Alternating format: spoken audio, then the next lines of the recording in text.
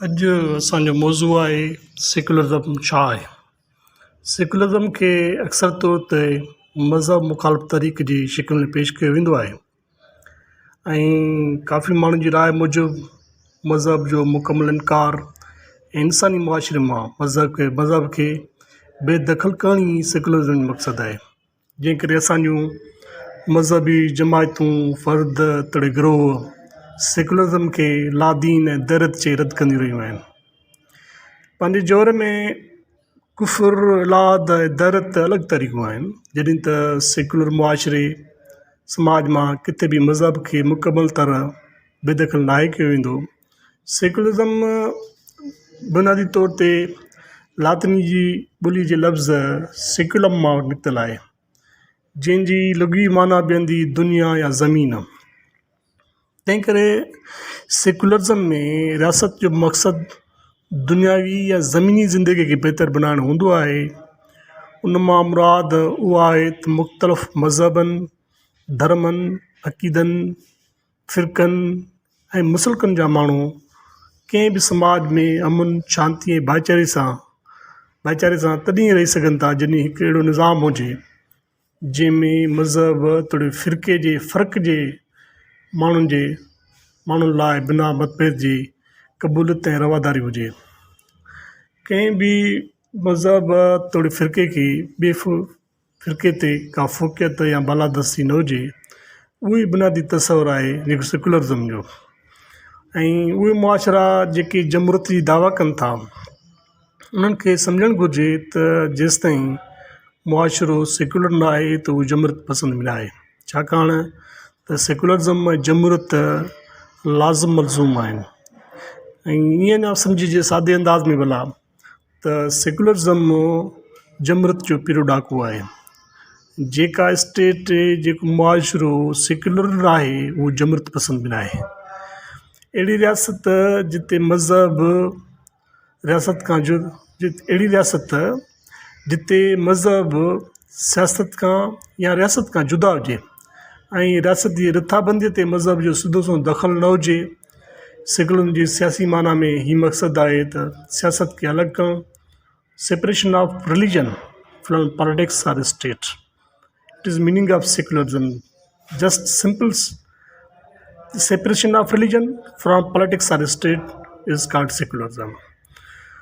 इन करे सेकुलर जो इस्तिलाह बि जदीद यूरोप में सभ खां पहिरियां 1840 में जॉर्ज जैकब पेश कयो हो, जंहिंजो मक़सदु रियासत जे अंदरि कलीसिया जे किरदार खे या कलीसिया जे असर खे घटाइणु या ख़तमु करणु हो ऐं रियासत खे कलीसिया जे असर खां आज़ादु करणु हो। हिन लंडन में सेंट्रल सेकुलर सोसाइटी क़ाइमु कई हुई, जंहिंजो बुनियादी मक़सदु या मौक़ुफ़ हो हिकु त इंसान जी सची रहनुमाई सिर्फ़ु साइंस ई करे सघे थी। नंबर 2 इख़लाक़ मज़हब खां जुदा आहे। नंबर 3 इल्म इदराक जी वाहिद कसौटी सिर्फ़ु अकुली आहे। हर शख़्स खे नंबर 4 जो हुनजो नुक़्ते नज़र हर शख़्स खे फ़िक्र जी प्रचार ऐं तक़रीर करण जी आज़ादी मिलणु घुरिजे। ऐं 5 नुक़्ते नज़र जेको हुनजो त असांखे हिन दुनिया खे बहितर करण जी कोशिशि करणु खपे। इन बुनियाद ते जेके आहिनि उहा सोसाइटी क़ाइमु कई ऐं उन जा उन ते प्रचार कई। असल में उन वक़्तु यूरोपी मुआशिरे अंदरि कलीसिया जी हद खां वधीक रियासती ऐं समाजी कंट्रोल जे ख़िलाफ़ इंतिशार ऐं बेचैनी मौजूदु हुई ऐं तमामु वॾे पैमाने ते मौजूदु हुई। पुराणे वस्ता जे दौर में रोमन कैथोलिक पादरी 2 गिरोह में रहियल हुआ। हिकिड़ा उहे पादरी जेके कलीसिया जे ज़ाब्ते में रही ज़िंदगी बसर कंदा हुआ।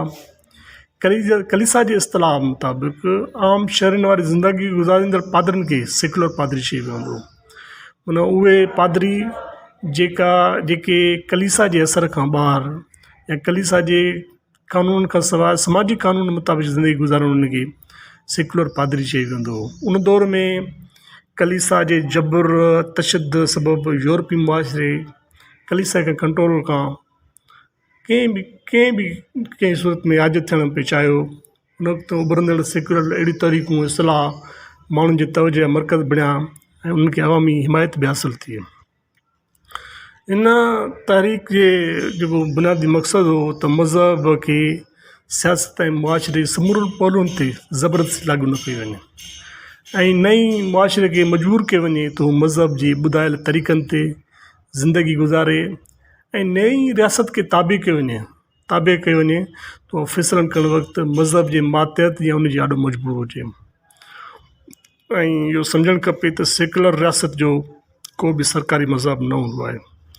उनजे आइन मूजिबि समूरनि मज़हबनि खे बराबरी जो दर्जो हासिलु हूंदो आहे ऐं कंहिं ख़ासि मज़हब जे मञण वारनि सां तरजीही या इम्तियाज़ी सलूक न कयो वेंदो आहे। सेकुलर रियासत जो मक़सदु मुख़्तलिफ़ मज़हबनि में तकरार खे ख़तमु करणु संदनि मञींदड़ में यकजहती पैदा करणु हूंदो आहे, छाकाणि त मज़हब या फ़िरक़ो उहो इंसान खे माना विराए थो। हिकु हिंदू आहे, कोई ईसाई आहे, कोई यहूदी आहे, कोई सुनी आहे, शियो आहे, वहाबी आहे। हिकिड़ी स्टेट जे अंदरि ख़ुदि माना माण्हू मज़हबनि फ़िरक़नि जे नाले में विराइजी वेंदा। इन करे सेकुलर स्टेट जेकी आहे, सेकुलरिज़म उन्हनि खे गिराइण जी कोशिशि कंदो आहे त तव्हांजो फ़िरक़ो मज़हब कहिड़ो बि हुजे उनखे छॾे करे तव्हां हिकिड़ी स्टेट जे अंदरि हिकु बराबरि शहरी आहियो।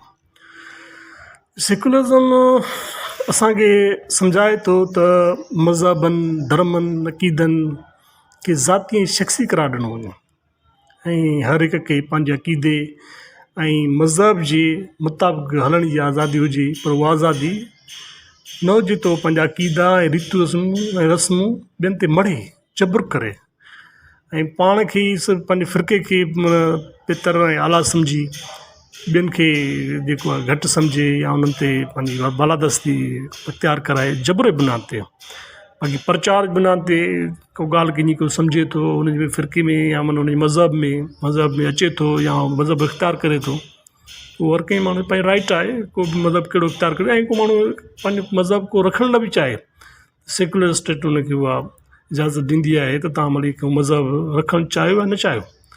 इहो इंसान जो अधिकार आहे, इंसान जो राइट आहे त उहो कहिड़ो मज़हब फ़िरको इख़्तियार करे थो। सेकुलरिज़म जो मतिलबु हर इंसान जी हिकु जेतिरी इज़त बिना कंहिं मज़हबी फ़र्क़ु जे, रंग जे, नस्ल जे ऐं जिनसी तफ़रीक़ जे एतिराम इज़त ऐं तहफ़ुज़ ॾियणु सेकुलरिज़म जे बुनियादी मक़सदनि में शामिलु आहे।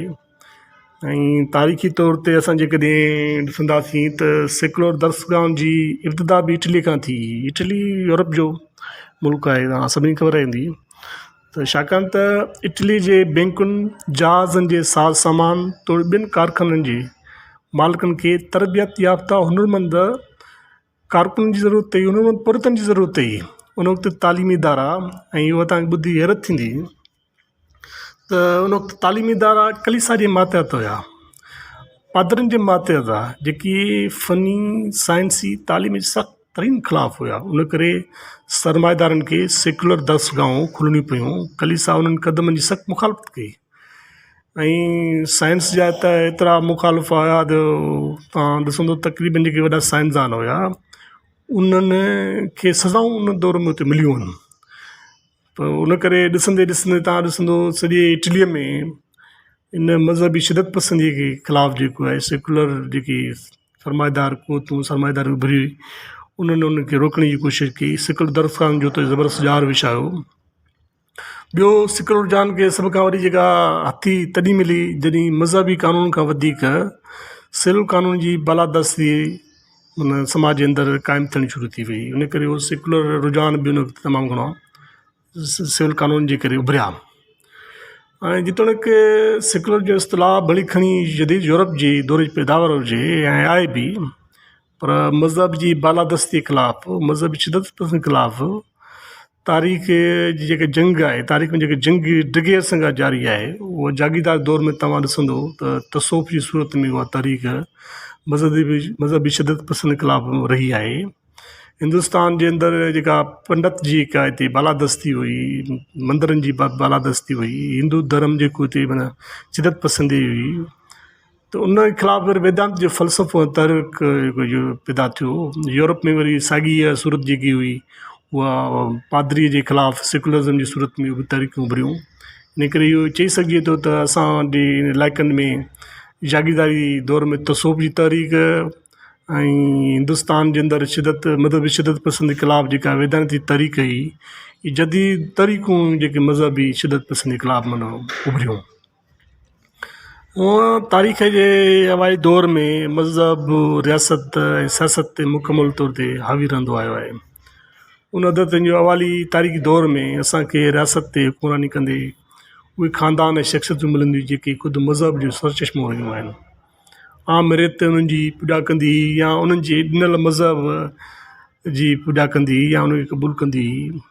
ख़ुदि हमलिया वारा बि जॾहिं किन इलाइक़नि में वेंदा त उन्हनि जो मज़हब या उनजी मज़हबी प्रचार करे माण्हुनि ते के तलवार ऐं ज़बरदस्ती बि माण्हुनि खे जेको आहे उहो क़बूलु कराईंदा हुआ। तव्हां ॾिसंदो त मज़हबी तौर ते मिस्र जे फ़िरौननि जी पूॼा कई वेंदी हुई। कंदी बि हिंदुस्तान में राम ऐं कृष्ण मज़हबी शख़्सियत सां गॾु वक़्त जा हुकुमरान बि हुआ ऐं जिन जे फ़ैसिलनि खे न रुॻो मुआशिरो क़बूलु कंदो पर उन्हनि जी पूॼा बि कंदो। यूनान में हुकुमरान घराणे खे देवता जी हैसियत हासिलु हूंदी हुई। हीअ तारीख़ जो हूंदा दौर हो जॾहिं मज़हब ऐं सियासत ते हिक ई फ़र्द या टोलो क़ाबिज़ हूंदो हो जेको मज़हब बि क़बूलु कराईंदो माण्हुनि खे ऐं सियासत बि उन्हनि जी मर्ज़ी सां थींदी हुई ऐं सियासत ऐं मज़हब उन्हनि जा माना गॾियल उन्हनि जी बालादस्ती जेके न सिर्फ़ु सियासी इक़दार लाइ लाज़मी सम्झंदा पर उन्हनि जे फ़ैसिलनि खे मज़हबी इबादत जो दर्जो हासिलु हूंदो हो। उन वक़्तु जे हुकुमरान जे फ़ैसिले खां इनकार सियासी ॾोह हूंदो हो, मज़हबी जुर्म सम्झो वेंदो हो। उहा सियासत ऐं मज़हब जो गठजोड़ हो उन दौर में जंहिंमें सियासत ऐं मज़हब हिकिड़े फ़र्द जे ताबे हुआ। हाणे उहो अलॻि सुवालु आहे त सिंधी मुआशिरो शुरू खां वठी सेकुलर रायत में अमीन मुआशिरो रहियो आहे। तारीख़ जे उन हूंदे दौर में सिंध जे अंदरि अहिड़ा के बि बुनियाद नथा मिलनि त सिंध में हुकुमरानी जी पूॼा कई वई हुजे या हुकुमराननि जी जेका मज़हब खे जेको हिते क़बूलु कयो वियो हुजे। सिंध जी तारीख़ जा हवाले तव्हां उञाण मिलंदा पर पोइ जेतिरी मालूमात मिले थी माना तारीख़ सिंध जी तारीख़ जा उञाण तव्हांखे जेकी मिलंदा उहो भॻल टुटल या तारीख़ जेका बि असांखे मिली आहे उहा जेतिरी बि असांखे मालूमात मिली आहे त उनजी रोशनी में उहा दावा करे सघिजे थी त सिंध जो क़दीम मज़हब हाकिमनि जी पूॼा पर फितरी मज़ार जी पूॼा ई फितरत जा पूॼारी आहे। मिसाल मोहंदड़े दौरे तव्हां ॾिसंदो त उहो पाणी जा पूॼारी आहे। पाणी वणनि जी पूॼा जेकी आहे उहो तव्हां अॼु बि समाज जे अंदरि मौजूदु तव्हां ॾिसंदो वणनि ते असांजा धागा फीणा रखण लाइ माण्हू ईंदा। पाणी खे माना मुक़दस सम्झी हिंदू औरतूं त उनखे ॾिया ॿारींदियूं आहिनि। इन क़िस्म जो जेको रहियो आहे फितरत पसंदी सिंधी समाज जो।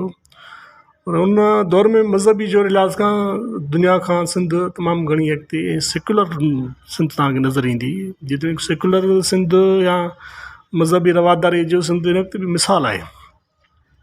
जितने के सॼे आस पास तव्हां ॾिसंदासीं त जेको मज़हबी शिदत पसंदी वधी आहे पर सिंध जो मुआशिरो अॼु बि सेकुलर ऐं मज़हबी रवादारी जो हिकिड़ो मिसाल आहे।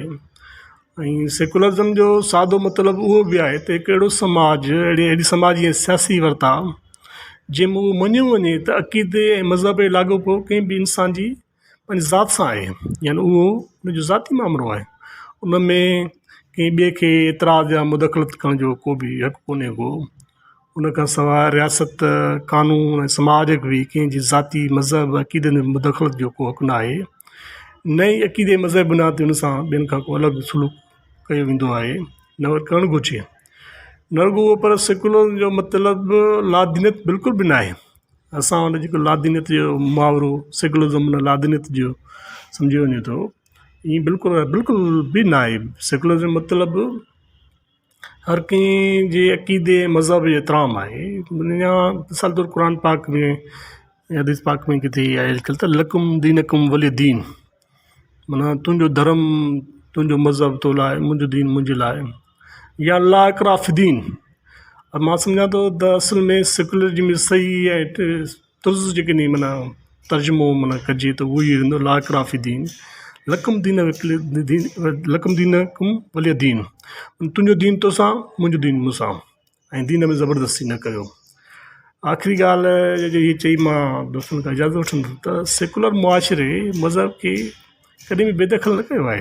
इहा आम नुक़्तो तव्हां असांखे सम्झणु खपे त सेकुलर मुआशिरे में जेके बि सेकुलर दुनिया मुआशिरा आहिनि उन्हनि मज़हब खे कॾहिं बेदख़ल न कयो आहे, पर मज़हब जे किरदार खे निजी ज़िंदगीअ ते रखणु चाहियो आहे। यूरोप जी तरक़ी जा जिते ॿिया सबब आहिनि उते हिकु उहो सबब बि आहे त उते मज़हब निजी ज़िंदगी ऐं मज़हबी इबादत गाह ते मौजूदु आहे। यूरोपी मुआशिरो जेके सेकुलर तरीक़े जो सभ खां वॾो चैम्पियन रहिया उन्हनि जे अंदरि बि मज़हब जे किरदारु इंसान जी निजी ज़िंदगीअ में अॼु बि बाक़ी आहे, पर यादि रखणु घुरिजे त सिर्फ़ु निजी ज़िंदगीअ ताईं महदूदु आहे। अञा बि ईअं चइजे त मज़हब ख़ुदा ऐं बंदे जे विच में तालुक़ जो नालो आहे। जेकॾहिं उनखे उन हद ताईं ॾियणु ॾिनो वञे त समाज घणनि फ़सादनि खां बची सघे थो। ऐं हीअ असांजी तमामु सादी हिकिड़ी वज़ाहत आहे जेका तव्हांजे अॻियां रखी आहे त सेकुलरिज़म जो माना इनखे लादीनी नज़रियो न आहे, पर हू हिकिड़ो अहिड़ो नज़रियो आहे जेके सभिनी मज़हबनि लाइ एतिराम ॾिए थो। ऐं ख़ासि करे सेकुलरिज़म रियासत ऐं मज़हब खे अलॻि करे पेश करे थो पियो। सियासत में जेका मदख़लत आहे मज़हब जी मज़हब फ़िरक़नि जी उन्हनि खे रद्द करे थो या उन्हनि खे अलॻि करे थो। दोस्तो तव्हांजी महिरबानी जे मुंहिंजी गुफ़्तगू ॿुधी वधीक तव्हांजी राय जो इंतज़ारु रहंदो। जेकॾहिं इन क़िस्म जी शयुनि खे पसंदि कंदो त इहे शयूं तव्हां लाइ बार बार असां तव्हांखे ॾींदा रहंदासीं।